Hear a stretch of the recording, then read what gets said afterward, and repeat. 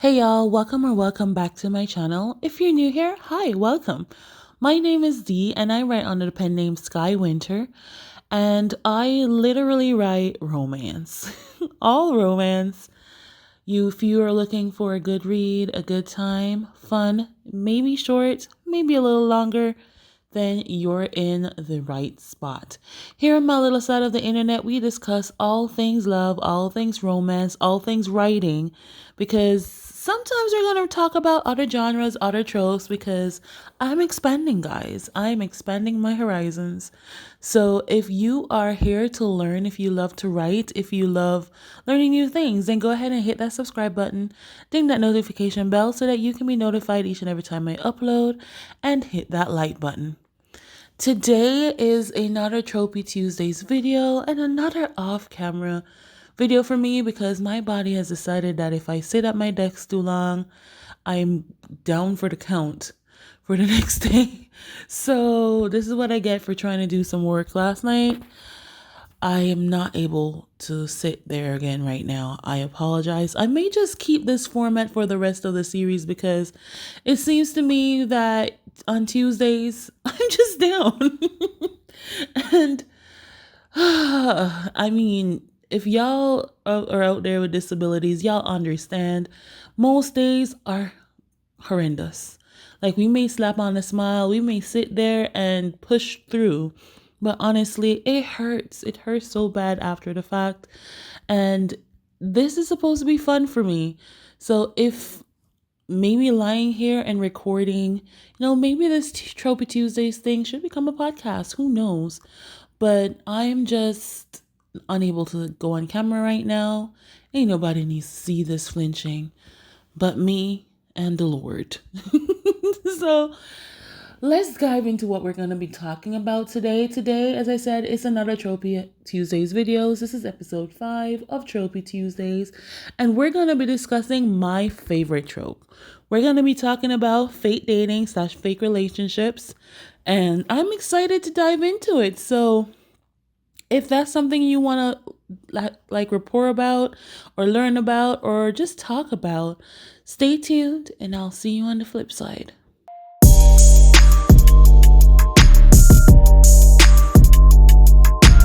Thank you so much for staying. Welcome back, guys. Again, today on Tropey Tuesdays, we're going to be doing a deep dive into the fake relationship / fake dating trope. Now, if y'all know me, y'all will know that this is my very favorite trope. Ain't nothing's going to top it. If I could just write fake relationships, I would. Because there are just so many ways you can do it, so many circumstances around it, and it just gives that conflict, that built-in conflict and comedic effect that I love in books. So let's get a little bit deeper into the trope. Let's start with a definition, as always. So a fake relationship is basically, as you can imagine, as the name would suggest, basically your characters are in a fake relationship. Right? Now, this can be a fake boyfriend, a fake girlfriend, a fake engagement, it can be a fake marriage, any relationship with your two characters that is essentially untrue, essentially fake, right? It's the perfect adhesive to stick your characters together. And then, it's the reason they can't fall in love. And you got the bones of a great story, because fake dating essentially comes with so much conflict, right? Your characters are assuming every single interaction that's going on. Even if they're feeling all the feels, they convince themselves that, hey, this is just fake. The other character is just pretending. So I can't allow myself to get real feelings, right? Because everyone fears getting hurt. No one wants to end up nursing a broken heart at the end of any situation. Most times when people do get into fake relationships, it's because they're trying to avoid the stresses and the obligations of society. Be that your family, their old classmates, or like in the form of a reunion type, right? And there are just so many things you can do with this. It's like basically everyone wants to, I'm saying basically a lot, please forgive me. Essentially, everyone wants to give the illusion of being happy, being in love, being because in society, the equivalent of love these days, of happiness these days, equates to two things, right? Either being in love or being financially well off or successful. It's like, I don't know when along the timeline that became the criteria for happiness, but right now that's what people equate to happiness. So then because of that, you get the stresses and the requirements or the expectations of the people around you expecting you to get a spouse, right? They don't ask if you want a spouse, but they expect you to get a spouse. And frequent example of this is like your parent or your parental figure in your life saying, hey, they want grandkids, right? How are you going to get grandkids if you don't have a spouse? You need a spouse. You need two people or two different or material from two people to create grandkids, right? So that's that added pressure, right? If you're writing, let's put this into some like examples type, or let's put this in a case by case scenario to show you how great this trope is and how you can manipulate it, right? Because the main thing you want in this trope is for the reason for that fake relationship to get started to be like very much relevant, very much real, very much tangible. Like you feel like it's needed. There's no other way out, and this is a perfect solution, right? As I said, the grandkids scenario. Your parents want grandkids. Their parents are so because they want grandkids so bad. Oftentimes it's the mother in the situation, but because she wants grandkids so bad, she starts setting up her daughter on like trying to matchmake, so to speak. And the people that they're getting are oftentimes the worst, right? We'll see that in the example that I have to show. And because of that, they're basically forced to say, hey, if I can find someone, let her believe like I'm dating, let her believe like she's getting what she wants, she'll leave me alone, right? And that pushes the date together.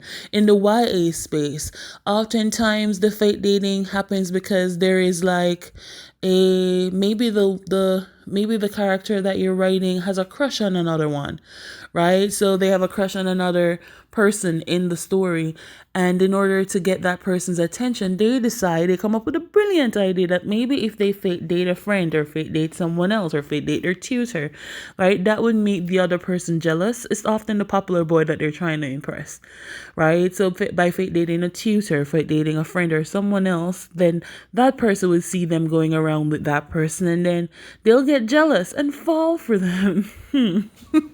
Right? That's like a common YA spin on the trope. Or it could be basically for protective purposes. Maybe there is someone in your life that is just very much annoying or very much harassing you. And so basically another friend or someone around you sees what's going on, steps in and declares themselves as your boyfriend, as your partner, right? So that person could leave you alone. So like a protective stance, right? There are so many spins you can put on this. And again, as I said, this can be anything as simple as a fake relationship, like starting out, like just your fake, like you're dating, just a boyfriend, a girlfriend, or an early spouse situation. Or it could be that you say, oh, I'm engaged when you're not really engaged. Or, yeah, we got married. We eloped. We didn't tell anybody, right? It's whatever thing, like whatever level you decide to get the person out of that specific scenario. And the higher the relationship that you put them, the higher the fake relationship that you create for these characters, the higher the stakes will be. Like telling someone that you have a boyfriend when you don't have one is like that's a shock to the system, but it's easier to accept and embrace. Telling somebody that, oh, you eloped, you done got married, right? It's a whole different ball field because you're telling this person that, hey, you got a whole life partner. that they have to accept and what and stuff, right? It's legal now. It's on paper. It's going to take court documents to get separated. So it's like a bigger category of stress, of conflict, of basically responsibilities that you'll have to be faking. So keep that in mind. The higher the relationship, the higher the stakes. So keep in mind what you'd like to portray. Right?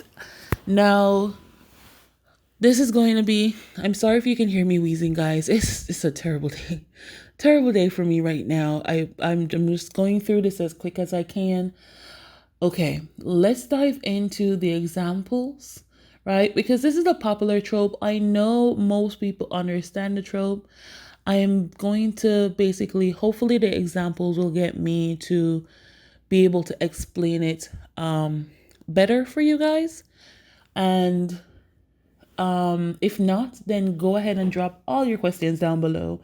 And I promise you, I typically answer every single comment. Soon as I see them, I try to respond. So if you have a question, don't hesitate to ask it down below and we'll get right to it. As usual, there will be like the examples. If I mention a book or anything, it will be included on screen so that you can see that. So I'm going to get into my examples. I'm going to be starting with the movie this week. Now, the fate dating trope, before I dive into the example, is oftentimes linked with a lot of other tropes, right? And the different tropes you link it with will determine the plot of the story. I've just realized I did not talk about the outcomes of fate dating. Now, the outcomes of fate dating does not always end. It doesn't have to end how you expect it to, right? You can put twists on it, right? In the fate dating relationships, sometimes the people that are fate dating end up together. But other times, especially in the YA tropes that I was mentioning, the YA use of the trope that I was mentioning, oftentimes the persons that are fate dating to meet the other person, right? Yeah, sure, oftentimes they end up together, but there are times as well where that person actually, it actually works, and that person basically sees that they're missing out, or what they've been missing out on, and those two end up together, right? Now, whether those two are going to be staying together is yet to be seen, because sometimes they do break up and end up back with the person they're fate dating, right? But you can have fun with it. You can basically take them through the ringer however you want to do it. And of course, it's a romance, so there has to be a happy ever after, whatever that looks like for your characters. Okay, the example that we're taking this week for a movie is from a Netflix movie called Wedding Season. This movie, it released in 2022 on Netflix, and it is just such a great example of the fate dating trope, right? Just to give you just a little small log line, because it's a huge synopsis. Like, there's so much going on in this movie that you just have to watch it to see. But essentially, we follow Asha and Ravi, and they're both of Indian descent, and they're being pressured by their parents to find spouses. You know that in the Indian culture, arranged marriages and weddings are a big thing, right? So it's coming up on wedding season. It's the summer, wedding season. And basically, their parents are basically setting them up. They're creating dating profiles on arranged marriage websites to basically pin their children with proper dates, right? Proper spouses. And these two end up getting set up by their parents to go on a fate date, go on a blind date to meet and hopefully hit it off, right? Because his profile, and the parents are creating the profile, so it has the best parts of every best parts of them, right? So they're saying like he has this college degree and blah blah blah, and they're listing off all his accolades, and her mother did the same for her, right? And because she's good childbearing, whatever, what the mother thinks the female should be, and it's just hilarious. And they meet, and they of course tell each other from the start, this is going to lead to nothing is going to happen. But of course, this is a small community, so they end up running into each other at this in the first wedding, in the season of weddings. And of course, the aunties get on their cases, asking them, telling them that love and marriage is the best thing and better than any career and blah blah blah, and they strike a deal. It is fun. It is it's just, let's just watch the trailer, and so you can see what it's all about and how they use the fake dating trope to amplify this whole plot. Here we go. My name is Asha Moria, and I have a joyous appetite for life. I save the world by day, but live a quiet, traditional life by night. I'm seeking my Indian Prince Charming. Mom, stop arranging dates behind my back. This arguing is chewing my brains. This plate is for the husband who should be here. Just keep calm and curry on. No. I don't know why I No, said stop. that. If you want to be left alone, go on the date. Okay, fine. I will meet your little MIT genius. Okay, as long as you agree to go to the weddings also. What? If you do this, I will take down your profile. Great. But you still have to meet Ravi. No. Please. Mom, no. Yes. Mom. Yep. No. Chup. I just started a new job. It's totally consuming my life. I have no time for anything else, and I'm okay with that. And I just took a break from my job, and I have all the time in the world, and I am totally okay with that. See? We're doomed. Careers fade away, but a husband and a family? Those are forever, darling. My Indian Prince Charming, right here. You two? We are perfect together, aren't we, Tropey? If we join forces, we won't have to deal with all of this. I'm not interested in a pretend relationship, okay? Do this for your parents. At least until wedding season is over. Yo, that's your fake girlfriend, dude! This is what you've been waiting for. Now, get it together and prove to my boss in London that I'm a genius for stealing you from Wall Street. I'm scared, Robbie. Everybody's scared. You just let your love be greater than your fear. I know Ravi's not perfect, but I feel he's your happiness. This It's never gonna happen. never gonna happen. How can you be so sure of that?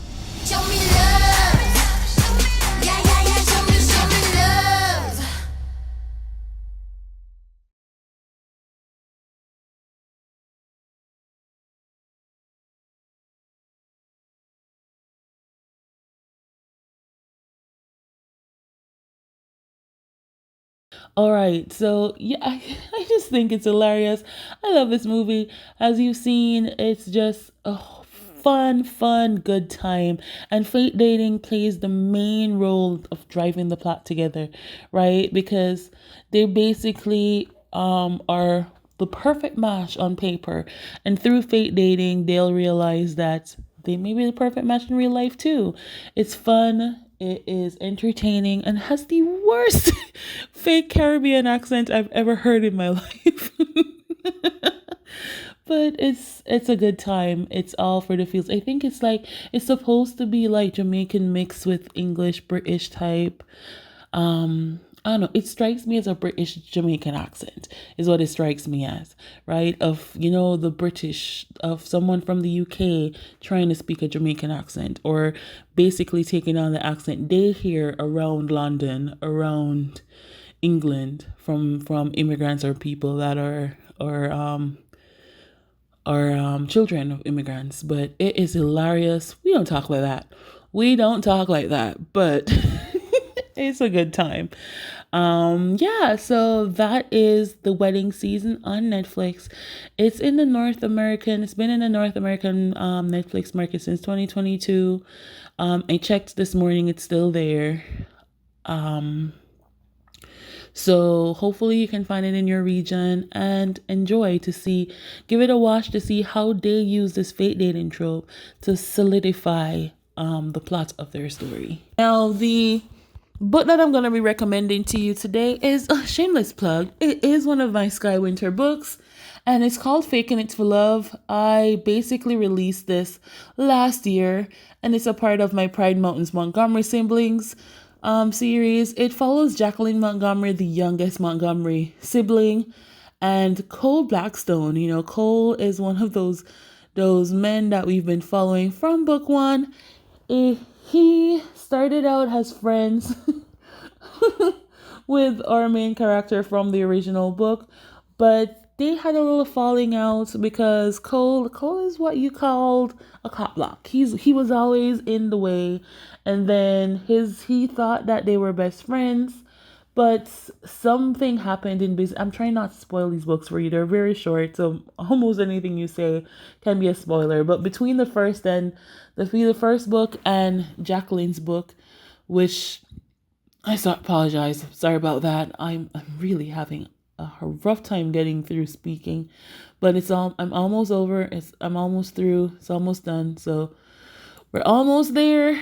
Right. So we're talking about Faking It to Love, right? So they're having a rough time between a book one and going down to Jacqueline's book, which is book 4 in the series. Essentially, they have a falling out, right? So he's not invited to the sibling wedding that is going on right now. But Jacqueline, he finds out about a business deal, shows up at the church, and Jacqueline essentially is having a rough time with her family. She just wants to live a simple life. She wants to paint and enjoy her paintings and have her paintings seen across the world. She wants to travel the world. She's taken a gap year to travel the world, and her parents are not pleased with that. They think that she should stop wasting time, find a traditional job, settle down, build a family, get married like all her other siblings, and start popping out them kids, right? So Jacqueline, which is essentially the wild card of the family, is not too pleased about this. So when she sees sorry about that. When she sees that Cole is outside and is basically not invited to the wedding, but here she sees the opportunity of a lifetime. And so she declares that Cole is her fake fiance, not even boyfriend, her fake fiance. And it goes downhill from there, as there's so many things going on in the background where Cole would be considered on the outs of the family, and here she is already under her parents' skin, declaring that Cole is her fiance just to get further under her parents' skin. So it's a fun time. It's not a long read. You can read it in under 2 hours, right? Jacqueline is such a troublemaker. I love her. So is Cole. Cole is down with the shenanigans, right? So it's just shenanigan after shenanigan, and they have a good time. They have a fun time. That is Faking It to Love. If you want to know a short list of the tropes, it's like fate dating, it's a mountain man, it's a small town, insta-love type romance, right? And it is available in KU. So I'll drop all the links down below, right? And you can check it out if you're looking to see how I would use this trope in a short, right? Then you can go ahead and check that out. Okay, now that I've done my shameless plug, let me also give you a second book that you can use for an example. Just to give you a bit of a variety, is Her Big Fat Fake Billionaire Boyfriend by Victorine E. Lesky. This is a clean billionaire romance, so it's on the other spectrum of my books. This is also a full length, not a short, so you're going to need a little bit more of a time investment for this one. But it essentially follows Camden and Kenzie, right? So Kenzie needs a date for her sister's wedding, right? Because she doesn't want to look like a loser. Her mom is on her case once more, those mothers, and she doesn't want to be the loser her mother already thinks she is, right? While Camden is having a little situation there with an ex-stalker girlfriend, right? So he needs a distraction. Kenzie needs a date. So they decide to basically scratch each other's itches and fake dates, right? Again, neither of them think they're looking for love, but when love calls, no one can stop it, right?